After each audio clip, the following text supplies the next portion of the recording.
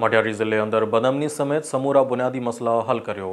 हाला में civil society पारां दस्तखती मुहिम बे ॾींहं बि जारी रही।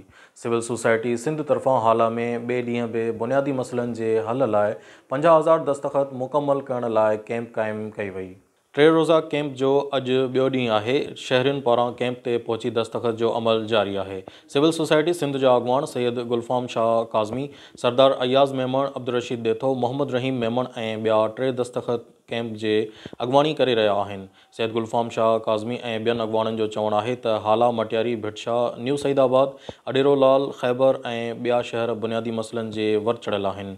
सिहत मर्कज़ तबाह आहिनि, स्कूल बंदि आहिनि, रोड रस्ता टुटल आहिनि, बदअमनी ऐं मंशियात उरूज ते पहुची वई आहे। पब्लिक स्कूल भिटशा, सूफ़ी यूनिवर्सिटी भिटशा रोलड जो शिकार आहिनि। ड्रेनेज सिस्टम तबाह आहे ऐं पीअण लाइ साफ़ पाणी नाहे। करप्शन जे बाज़ार गरम आहे।